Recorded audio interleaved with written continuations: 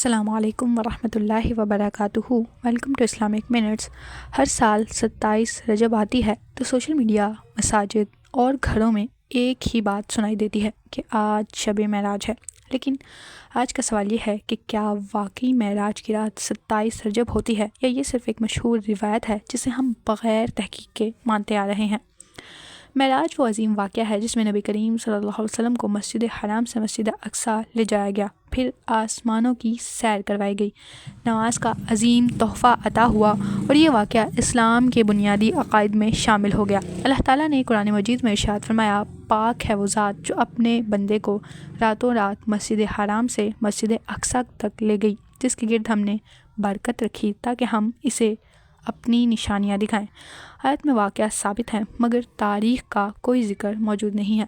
صحیح بخاری و مسلم میں معراج کا تفصیلی ذکر موجود ہے، براق، انبیاء کی امامت، ساتوں آسمان، نماز کا فرض ہونا۔ لیکن ایک بات بہت اہم ہے، کسی صحیح احادیث میں یہ نہیں بتایا گیا کہ معراج 27 رجب کو ہی ہوئی تھی۔ معتبر علماء فرماتے ہیں معراج کی صحیح تاریخ قطعی طور پر ثابت نہیں ہے۔ مختلف اقوال ملتے ہیں، کچھ ربیع الاول کے، رجب کے، رمضان کے اور دیگر مہینوں کے۔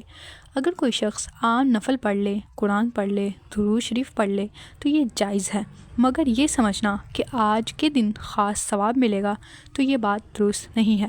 معراج ایک سچا اور عظیم واقعہ ہے۔ 27 رجب کی تاریخ قطعی طور پر ثابت نہیں ہے، اس رات کی خاص عبادات ثابت نہیں ہے۔ معراج کا اصل پیغام نماز